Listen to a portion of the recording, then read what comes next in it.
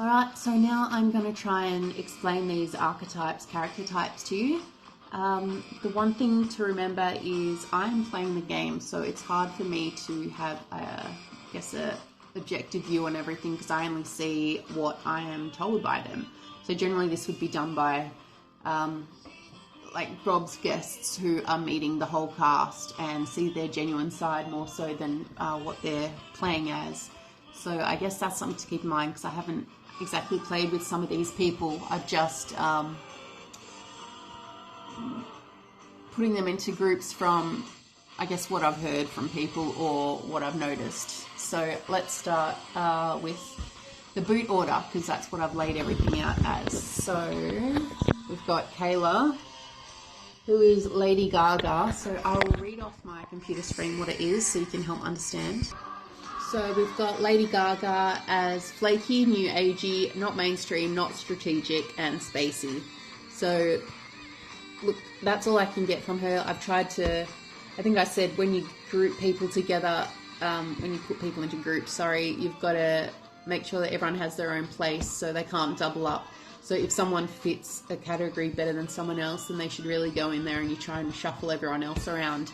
So because I didn't know Kayla that well, I tried to put everyone else into groups first, the ones that I definitely knew, and then went to the other end just to try and fill the gaps. And she's the best one that fit that one because I think she's got some colour in her hair and makeup and red lips and stuff like that. So that kind of fits that to a degree. The next we've got is Jason.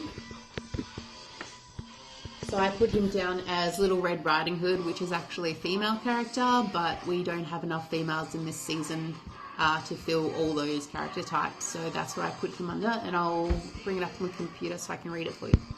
Right, so Jason is very young, gorgeous, pageant girl, can be tough but not particularly smart. So we obviously did know him. He wasn't around for that long. Seemed smart to a degree. We just definitely didn't see enough of him. So in theory, that could really be any kind of character, but that's what I had left and that's what I thought fit him the best at the moment anyway. Actually, we've got John next. So he is the specialist. I will let you know what that is. So this specialist is eccentric, a little bit crazy, full of himself, huge character with huge stories, a legend in his own mind. So I think that fits John pretty well, actually. Not saying it's a bad thing, it just means that he's sure of himself and knows what he wants. So that works actually really well for him. Let's see, we've got Pony Boy next, which is Alan.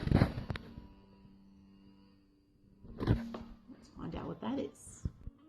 So Pony Boy for Alan is age 25 to 35, the weirdo, strange job, seems the odd person out, nice, not strategic, and likeable. So I think that's very fitting for Alan. He was a little bit strategic, very likeable, just couldn't always get that point across too well, or maybe was strategizing a bit too much. But still, I think that suits Alan. Then we've got Lewis, who again, I didn't really meet, so I can only go off what people told me or what I've observed, that sort of thing. So I put him as John McClane. I think I read earlier there was another one that he could fit into, but we'll get into that later. John McClane, let me just see what that is. Alright, we've got 25 to 30 years old, regular Joe, blue collar job, aggressive, intense, funny, social, athletic. So I really don't know exactly, but I put him there because that's what was sort of left and it didn't seem like it didn't fit. So I guess I just needed to know more to know whether that was actually accurate or not. But he seemed like he fit in well with everyone. Didn't have any issues that I heard about, and I think John McClane is sort of like a averagey kind of, maybe above average person that's got some smarts with him. So that's just how we went. Then I might stop it for a sec.